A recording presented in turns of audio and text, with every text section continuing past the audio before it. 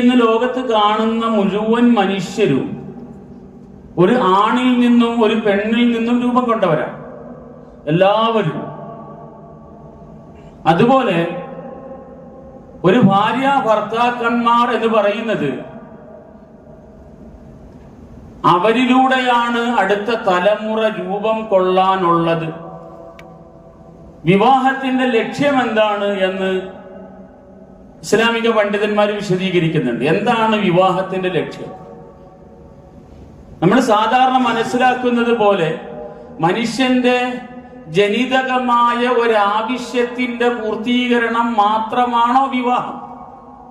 അതോ അതിന്റെ അപ്പുറത്തേക്കും വേറെ തലങ്ങൾ വിവാഹത്തിനുണ്ടോ?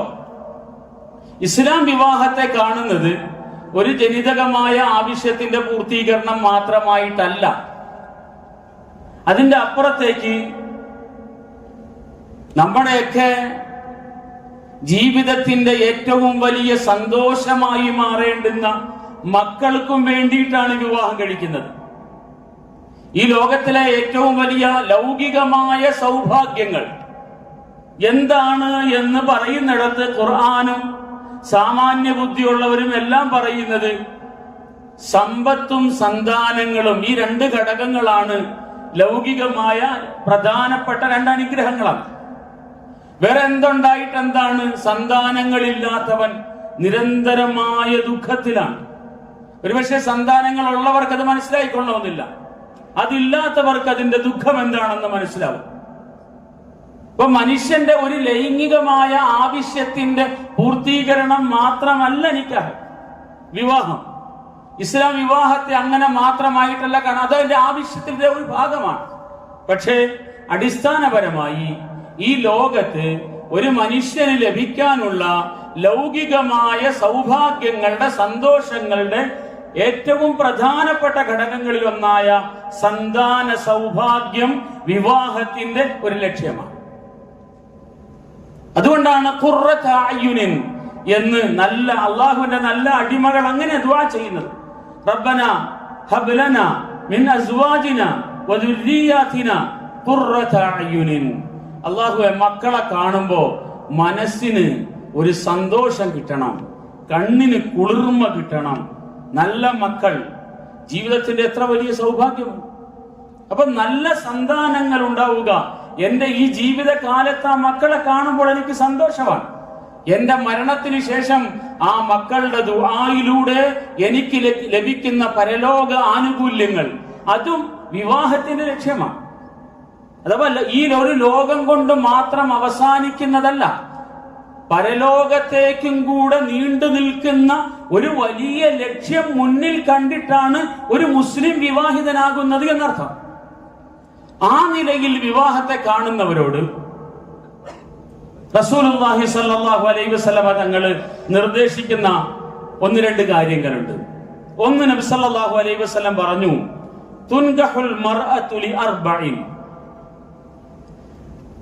ഒരു സ്ത്രീയുമായി ഒരു പുരുഷൻ വിവാഹാലോചന നടത്തുന്നത് 4 ലക്ഷ്യത്തിലാണ്. ഒന്ന്, ലിമാലിഹ, അവളുടെ സമ്പത്ത് കണ്ടിട്ടാണ്. നബി സല്ലല്ലാഹു അലൈഹി വസല്ലം പറയുന്നത് ലിമാലിഹ, ആ പെണ്ണിന്റെ സമ്പത്ത് കണ്ടിട്ട് വിവാഹാലോചന നടത്തുന്നവരുണ്ട്.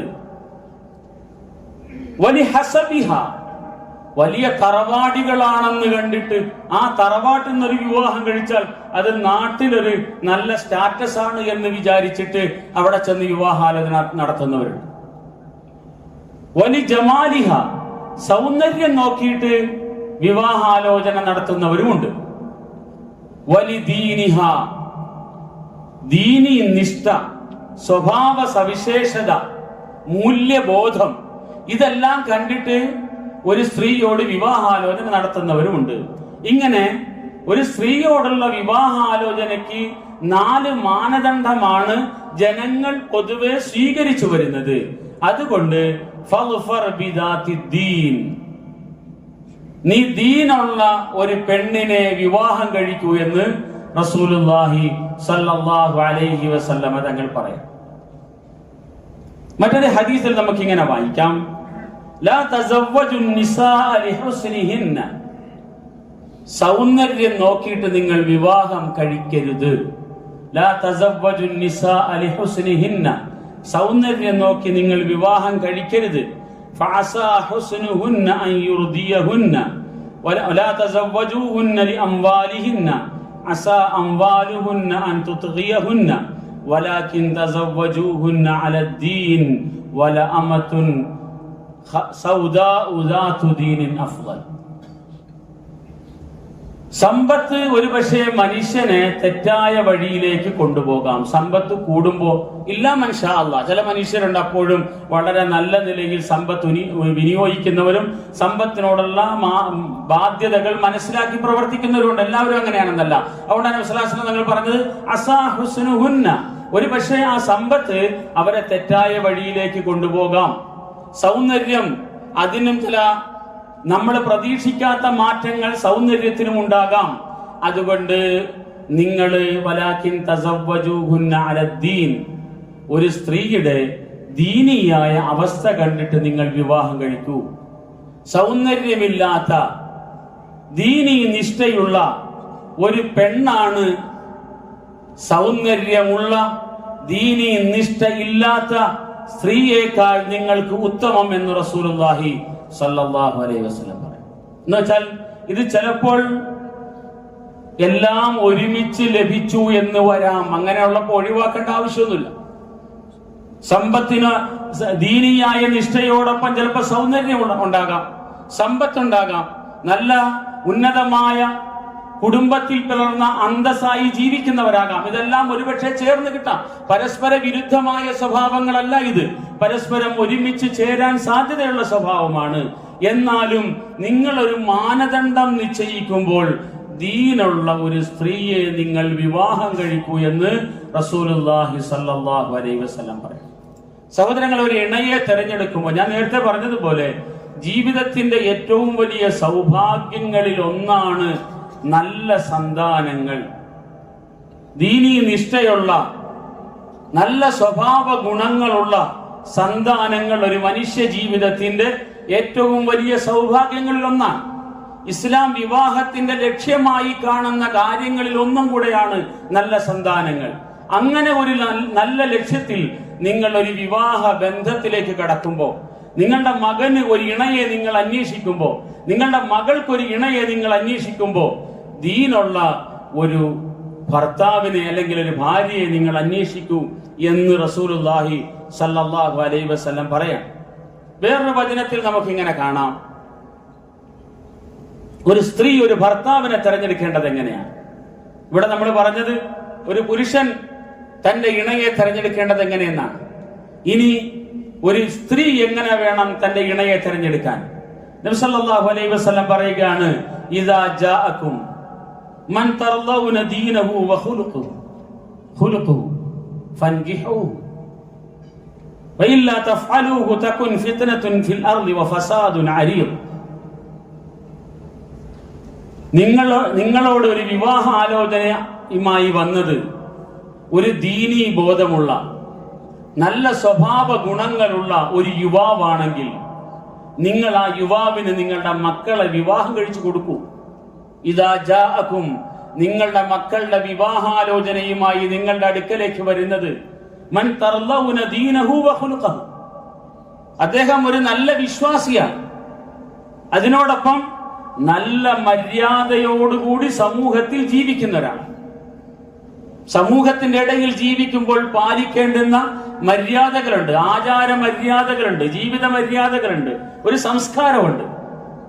അങ്ങനെ സംസ്കാരമുള്ള ദീനീ ബോധമുള്ള ഒരു ആള് നിങ്ങളുടെ മകൾക്ക് വിവാഹാലോചനയുമായി വന്നാൽ ഫൻകിഹൂഹു, അവനെ നിങ്ങൾ വിവാഹം കഴിച്ചു കൊടുക്കണം. ബാക്കി കാര്യങ്ങൾ നോക്കണ്ട.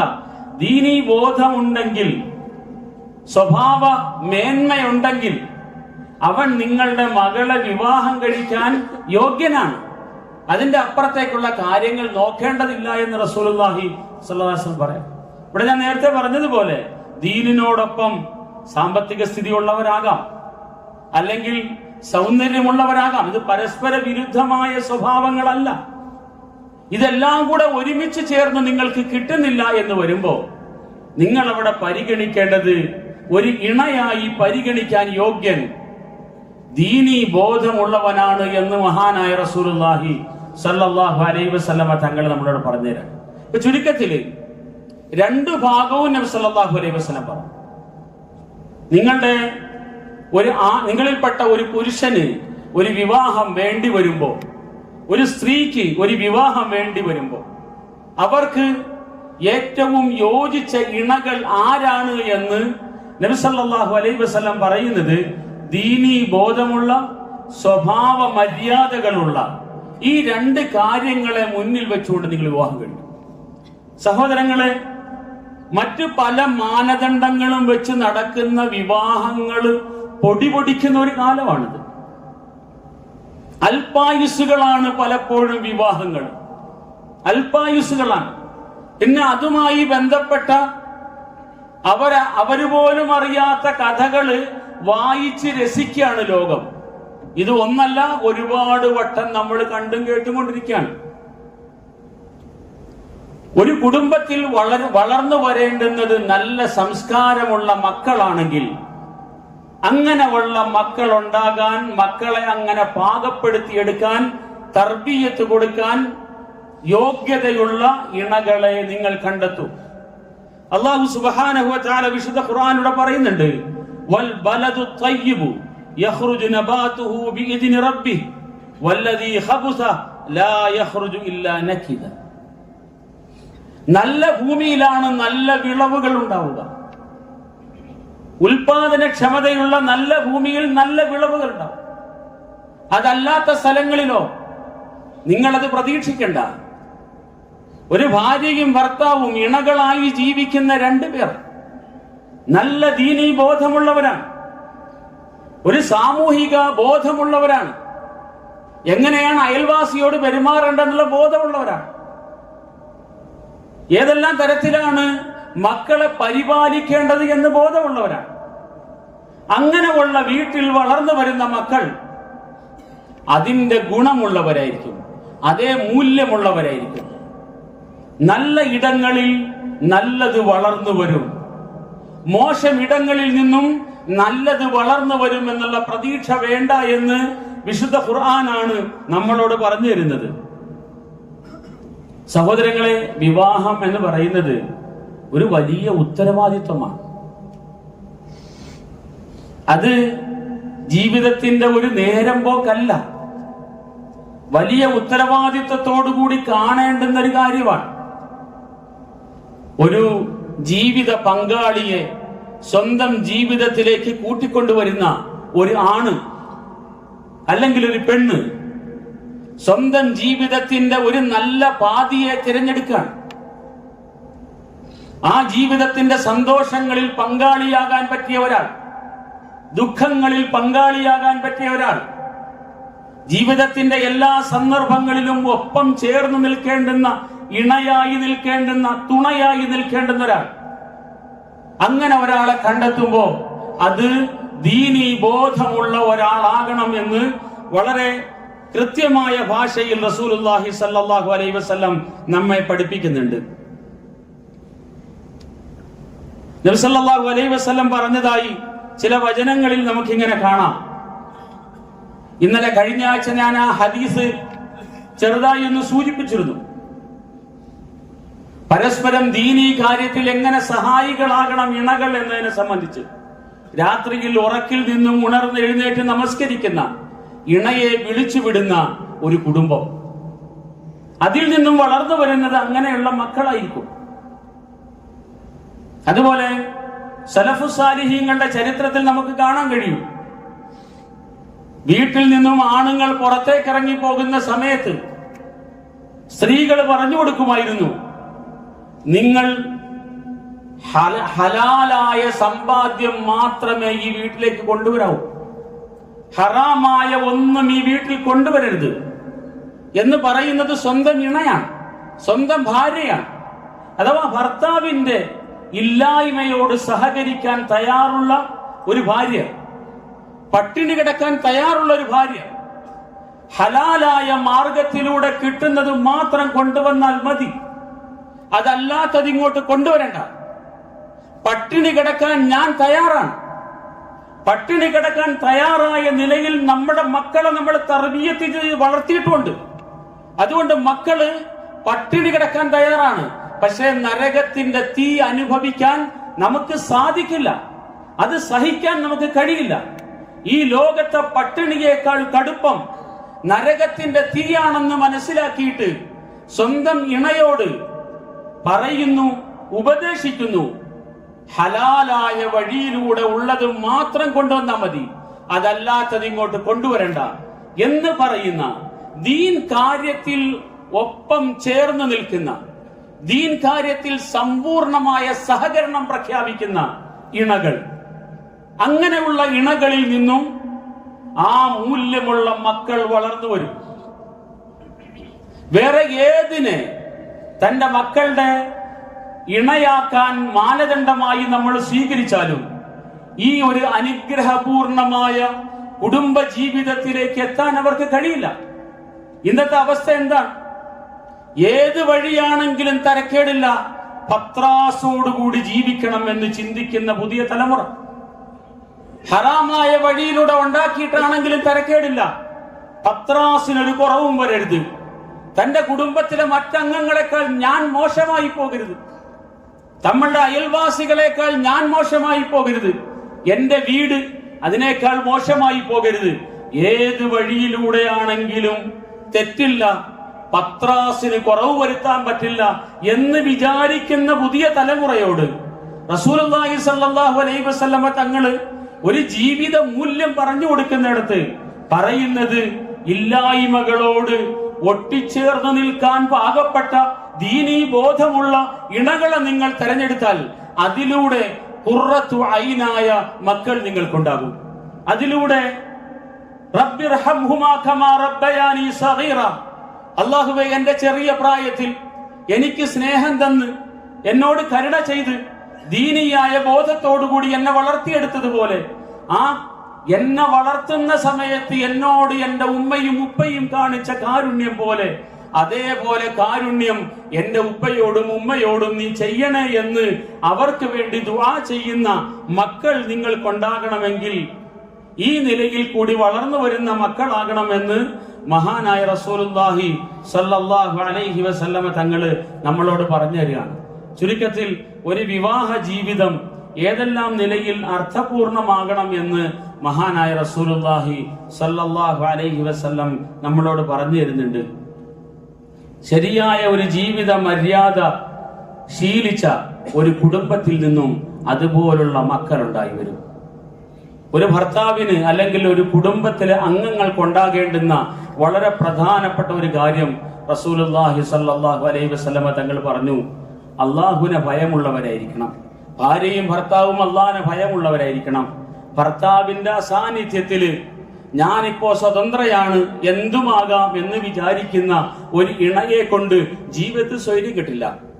ഒരു ഭാര്യയുടെ അഭാവത്തിൽ ഇപ്പോൾ എനിക്ക് താൽക്കാലികമായി എന്തുമാകാം, ഒരു വഴിവിട്ട ജീവിതത്തിൽ തെറ്റില്ല എന്ന് വിചാരിക്കുന്ന ഒരു ഭർത്താവിലൂടെ ജീവിതം അസ്വസ്ഥപ്പെട്ടു പോകും, കുടുംബ ബന്ധങ്ങൾ തകർന്നു പോകും. അതുകൊണ്ട് അള്ളാഹിനെ ഭയക്കുന്ന ഒരു ഇണയെ നിങ്ങൾ കണ്ടെത്തും. അള്ളാഹുവിനെ ഭയക്കുന്ന ഒരു ഇണയാണെങ്കിൽ ഈ ഭാര്യയുടെ അസാന്നിധ്യത്തിലും ഒരു തെറ്റായ വഴിയിലേക്ക് അയാൾ പോയില്ല. അയാൾക്ക് പടച്ചവനെ കുറിച്ചുള്ള ബോധമുണ്ട്. ആ ബോധം നിലനിൽക്കുന്നിടത്തോളം അയാൾ അയാളുടെ ജീവിതത്തിന്റെ രഹസ്യമായ സന്ദർഭങ്ങളിൽ അള്ളാഹിനെ ഭയന്ന് തഖ്വയോടെ ജീവിക്കുന്ന ആളായിരിക്കും. ഇന്നലെ സോഷ്യൽ മീഡിയയിൽ കണ്ട ഒരു വാർത്ത ഇങ്ങനെയാണ്, ഇന്ന് നിലനിൽക്കുന്ന കുടുംബ ബന്ധങ്ങളിൽ അധികവും മക്കളെ ഓർത്ത് മാത്രം ചേർന്ന് നിൽക്കുന്ന ഇണകളാണ് എന്ന്. നമ്മളിപ്പോ പിരിഞ്ഞാൽ നമ്മുടെ മക്കൾ എന്താകും എന്ന് ഓർത്ത് മാത്രം ഇണകളായി അഭിനയിച്ച് ജീവിക്കുന്നവർ, ഇണകളായി മനസ്സുകൊണ്ട് ചേർന്ന് ജീവിക്കാൻ കഴിയാതെ ഇണകളായി അഭിനയിക്കുന്നവർ, രണ്ടായി പിരിഞ്ഞാൽ മക്കളുടെ കാര്യം എന്താകുമെന്ന ആശങ്കയിൽ മാത്രം സ്നേഹം അഭിനയിച്ചോ അങ്ങനെ പ്രകടിപ്പിച്ചോ ജീവിക്കാൻ വിധിക്കപ്പെട്ട അവസ്ഥ. സഹോദരങ്ങളെ, ഞാൻ പറഞ്ഞത് അടിസ്ഥാനപരമായി അള്ളാഹുവിനെ ഭയമില്ലാത്ത ഇണകളിൽ നിന്നും അല്ലെങ്കിൽ ഒരു പുരുഷനിൽ നിന്നും ഒരു സ്ത്രീയിൽ നിന്നും പലതരത്തിലുള്ള വീഴ്ചകൾ സംഭവിക്കാം. അതുകൊണ്ട് അള്ളാഹുവിനെ ഭയക്കുന്ന ഒരു ഇണയെ നിങ്ങളുടെ മകൾക്ക് അല്ലെങ്കിൽ നിങ്ങളുടെ മകന് ഇണയായി തിരഞ്ഞെടുക്കൂ. അല്ലെങ്കിൽ നമുക്ക് സ്വന്തത്തിന് ഒരു ഇണയെ തിരഞ്ഞെടുക്കുമ്പോൾ അള്ളാഹിനെ ഭയമുള്ള ഒരാളെ തിരഞ്ഞെടുക്കൂ. റസൂലുള്ളാഹി സ്വല്ലല്ലാഹു അലൈഹി വസല്ലം തങ്ങൾ പറയുന്ന മറ്റു ചില കാര്യങ്ങളും കൂടെയുണ്ട്. മുഷാവറ ചെയ്യൂ, നിങ്ങൾ ആലോചിക്കൂ, അറിയാവുന്നവരോട് അന്വേഷിക്കൂ, ചോദിക്കൂ. പെട്ടെന്നൊരു കാഴ്ചയിൽ നിങ്ങൾ തീരുമാനമെടുക്കാതിരിക്കൂ. ജീവിതത്തിന്റെ ഗൗരവമായ ഏത് കാര്യം തീരുമാനമെടുക്കുമ്പോഴും, സാധാരണമായ കാര്യങ്ങൾ തീരുമാനമെടുക്കുമ്പോൾ പോലും മഹാനായ റസൂലുള്ളാഹി സ്വല്ലല്ലാഹു അലൈഹി വസല്ലം മുഷാവറ ചെയ്യുമായിരുന്നു, ആലോചിക്കുമായിരുന്നു, അറിയാവുന്നവരോട് അതിനെ സംബന്ധിച്ച് ചോദിക്കുമായിരുന്നു. നിങ്ങൾ ഒരു വിവാഹ ജീവിതത്തിലേക്ക് കടക്കുമ്പോൾ, നിങ്ങളുടെ മക്കൾക്കൊരു ഇണയെ നിങ്ങൾ അന്വേഷിക്കുമ്പോൾ, ആ വ്യക്തിയെ സംബന്ധിച്ച് അറിയാവുന്നവരുമായി നിങ്ങൾ മുഷാവറ ചെയ്യൂ, നിങ്ങൾ ആലോചിച്ച് തീരുമാനങ്ങൾ എടുക്കൂ എന്ന് മഹാനായ റസൂലുള്ളാഹി സ്വല്ലല്ലാഹു അലൈഹി വസല്ലം തങ്ങൾ പൊതുവായി നമ്മോട് പഠിപ്പിച്ചെന്ന ആ പാഠം ഈ വിഷയത്തിൽ വളരെ ഗൗരവത്തിലും കനിഷ്ഠതയോടുകൂടി നമ്മൾ പാലിക്കേണ്ടതാണ്. മറ്റൊരു കാര്യം നബി സല്ലല്ലാഹു അലൈഹി വസല്ലം പറഞ്ഞത്, മനുഷ്യരുമായിട്ടുള്ള മുഷാവറയ്ക്ക്, ആലോചനകൾക്ക് മുഷാവറ എന്ന് പറയും. അള്ളാഹുവുമായിട്ട് നമുക്ക് ആലോചിക്കാനുണ്ട്, അതിന് ഇസ്തിഖാറ എന്ന് പറയും. അള്ളാഹുവിനോട് നിങ്ങൾ ചോദിക്കൂ. ഈ ജീവിതത്തിലെ ഏറ്റവും പ്രധാനപ്പെട്ട ഒരു ഘട്ടത്തിലേക്ക് കടക്കാൻ പോവാണ്. ആ സമയത്ത് ബാഹ്യമായി കാണുന്ന പത്രാസുകളുടെ അപ്പുറത്തേക്ക് നിങ്ങൾ അള്ളാഹുവിനോട് ചോദിക്കൂ. നിങ്ങളുടെ ജീവിതത്തിൽ എടുക്കാൻ പോകുന്ന ഈ തീരുമാനം ഗുണകരമാകുമോ അല്ലേ എന്ന് നിങ്ങൾ അള്ളാഹുവിനോട് ചോദിക്കണമെന്ന് റസൂലുള്ളാഹി സ്വല്ലല്ലാഹു അലൈഹി വസല്ലം. ഇത് നിക്കാഹിന്റെ കാര്യത്തിൽ മാത്രമല്ല, എല്ലാ കാര്യങ്ങളിലും നിങ്ങൾ ജീവിതത്തിന്റെ ഗൗരവമായ ഒരു തീരുമാനമെടുക്കുമ്പോൾ, പ്രധാനപ്പെട്ട ഒരു വിഷയത്തിൽ തീരുമാനമെടുക്കുമ്പോൾ നിങ്ങൾ അള്ളാഹുവിനോട് ആ വിഷയം ചോദിച്ചിട്ട് തീരുമാനമെടുക്കൂ. അല്ലാഹുമ്മ ഇന്നി അസ്തഖീറുക ബിഇൽമിക, അല്ലാഹുവേ ഞാൻ നിന്നോട് ഖൈർ ചോദിക്കുകയാണ്, ഞാനൊരു തീരുമാനം എടുക്കാൻ പോവാണ്. ഇത് ഗുണമാണോ ദോഷമാണോ എന്ന് ഉള്ള തിരിച്ചറിവ് നീ എനിക്ക് തരണം. അല്ലാഹുമ്മ ഇന്നി അസ്തഖീറുക, ഞാൻ നിന്നോട് ഖൈർ ചോദിക്കുകയാണ്. വഅസ്തഖ്ദിറുക ബിഖുദ്റതിക, അല്ലാഹുവേ നിന്റെ കഴിവിൽ നിന്നും എനിക്ക് ഞാൻ കഴിവ് ചോദിക്കുകയാണ്. വേണ്ട കാര്യമാണെങ്കിൽ, ഗുണകരമായ കാര്യമാണെങ്കിൽ അത് ചെയ്യാനുള്ള കഴിവ് നിന്റെ കഴിവിൽ നിന്നും നീ എനിക്ക് തരണം. അസ്അലുക മിൻ ഫളലിക, അല്ലാഹുവേ നിന്റെ ഔദാര്യം ഞാൻ ചോദിക്കുന്നു. അൽ അദീം, നിന്റെ മഹത്തായ ഔദാര്യം ഞാൻ ചോദിക്കുന്നു. ഇന്നക തഖ്ദിറു വലാ അഖ്ദിർ, നീ കഴിവുള്ളവനാണ്, എനിക്കൊരു കഴിവുമില്ലാത്തവനുമാണ്. വതഅലമു മാ വലാ അലം, നിനക്കെല്ലാ കാര്യങ്ങളും അറിയുന്നവനാണ്, എനിക്കൊന്നും അറിയുകയുമില്ല.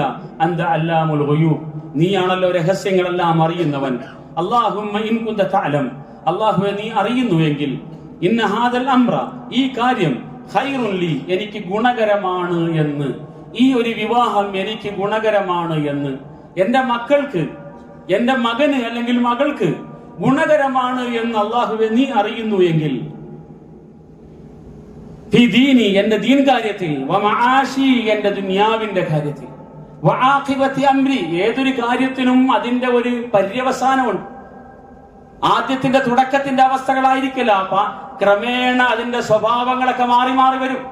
അങ്ങനെ അതിന്റെ അന്ത്യം ഏതവസ്ഥയിലെത്തും, അതെല്ലാം എനിക്ക് ഗുണകരമായി മാറും എന്നുണ്ടെങ്കിൽ ഫഖ്ദിർഹു ലി, ഇത് നടത്താനുള്ള കഴിവ് എനിക്ക് തരണേ. വയസ്സിർഹു ലി, അല്ലാഹുവേ ഈ കാര്യം എനിക്ക് എളുപ്പമാക്കി തരണേ എന്ന് നിങ്ങൾ അല്ലാഹുവിനോട് ചോദിക്കൂ. റസൂലുള്ളാഹി സ്വല്ലല്ലാഹു അലൈഹി വസല്ലം പറയാണ്, സുമ്മ ബാരിക് ലി ഫീ, അല്ലാഹുവേ അതിൽ എനിക്ക് ഐശ്വര്യവും തരണേ. എന്നിട്ട് തുടർന്ന് നബി സല്ലല്ലാഹു അലൈഹി വസല്ലം പറയുകയാണ്, അല്ലാഹുമ്മ ഇൻ കുന്ത തഅലം, അല്ലാഹുവേ നീ അറിയുന്നു എങ്കിൽ, അന്ന ഹാദൽ അംറ ശർറുൻ ലി, എനിക്കിത് ദോഷമാണ് എന്ന്, ഫീ ദീനി, എന്റെ ദീൻ കാര്യത്തിലും എന്റെ ദുനിയാവിന്റെ കാര്യത്തിലും എല്ലാം ഇത് മോശമാണ് എന്ന് നീ അറിയുന്നുണ്ട് എങ്കിൽ, ഫസ്രിഫു അന്നി, ഇതെന്നിൽ നിന്നും മാറ്റിക്കളഞ്ഞേക്കണേ. വസ്രിഫ്നി അൻഹു, അതിൽ നിന്നും എന്നെയും നീ അകറ്റിക്കളയണം. ഫഖ്ദിർ ലി അൽ ഖൈറ, ഇതിനേക്കാൾ ഖൈറായതിനെ എനിക്ക് നീ സാധിപ്പിച്ച് തരികയും ചെയ്യണം. ഹൈസു കാന, അതെവിടെയാണുള്ളതെങ്കിലും. എന്റെ മകൾക്ക് ഈ വിവാഹം ഗുണമാണെങ്കിൽ അല്ലാഹുവേ നടത്തി തരണം, അത് നടത്താനുള്ള കഴിവും എനിക്ക് തരണം, എളുപ്പമാക്കി തരണം. അത് മോശമാണെങ്കിൽ, ഇപ്പോൾ നടന്നുകൊണ്ടിരിക്കുന്ന ഈ ചർച്ച ഗുണകരമല്ല എങ്കിൽ ഇതിനെ മാറ്റിക്കളയണം. ഏതാണോ നല്ലത് അതിനെ നീ എന്നിലേക്ക് എത്തിച്ചു തരികയും വേണം എന്ന് ദുആ ചെയ്യാൻ റസൂലുള്ളാഹി സ്വല്ലല്ലാഹു അലൈഹി വസല്ലം. ഇത് നിക്കാഹിന്റെ കാര്യത്തിൽ മാത്രമല്ല, എല്ലാ കാര്യത്തിലും വേണ്ടതാണ്. പക്ഷേ വിവാഹാലോചന നടക്കുമ്പോൾ, ജീവിതത്തിന്റെ ഒരു പ്രധാനപ്പെട്ട കാര്യത്തിലേക്ക് നമ്മൾ കടക്കുമ്പോൾ ഈ ഒരു ദുആയിലൂടെ അതിന്റെ ഹൈറ്, അതിന്റെ ഗുണം അതെന്താണോ അള്ളാഹുവിനോട് ചോദിച്ച് മനുഷ്യരുമായി ആലോചിച്ച് ദീനിയായ ബോധമുള്ളവരെ നിങ്ങൾ തെരഞ്ഞു കണ്ടുപിടിച്ച് അള്ളാഹുവിനെ കുറിച്ച് ഭയമുള്ള ഒരാളെ നിങ്ങൾ അന്വേഷിച്ച് കണ്ടുപിടിച്ച് ആ നിലയിൽ വിവാഹ ജീവിതത്തിലേക്ക് നിങ്ങൾ കടക്കുമെങ്കിൽ ഈ ലോകത്ത് ലഭിക്കാനുള്ള ഏറ്റവും വലിയ സൗഭാഗ്യം സന്താനങ്ങളും സമ്പത്തുമാണ് എന്ന് വിശദീകരിക്കാതെ നമുക്കറിയാം. ആ സന്താനം ഏറ്റവും നല്ല സന്താനം, നല്ല തർബിയത്തുള്ള സന്താനം, അത്തരത്തിലുള്ള സന്താനത്തിന്റെ സൗഭാഗ്യം, ഖുർറത്തു ഐൻ, കണ്ണിന് കുളിർമയായി മാറുന്ന സന്താനങ്ങൾ, പരലോകത്തിലെ ജീവിതം നമ്മുടെ ജീവിതം കഴിഞ്ഞാലും നമുക്ക് വേണ്ടി, നമ്മുടെ പരലോകത്തിന് വേണ്ടി ദുആ ചെയ്യുന്ന നല്ല സന്താനങ്ങളെ ലഭിക്കുന്നതിന് ഇത്തരം മാനദണ്ഡങ്ങളെ വിവാഹത്തിൽ അടിസ്ഥാനമാക്കിയാൽ അതിന് വഴി തുറക്കപ്പെടും. അല്ലാഹു സുബ്ഹാനഹു വ തആല നമ്മുടെ എല്ലാവരുടെയും വിവാഹ ബന്ധത്തെ ഏറ്റവും സന്തോഷകരമാക്കി തരട്ടെ. നമ്മുടെ മക്കളെയും ഏറ്റവും നല്ല സാലിഹായ സന്താനങ്ങളാക്കി അല്ലാഹു അനുഗ്രഹിക്കട്ടെ. വ ആഖിറു ദഅവാന അനിൽ ഹംദുലില്ലാഹി റബ്ബിൽ ആലമീൻ. അസ്സലാമു അലൈക്കും വറഹ്മത്തുള്ളാഹി.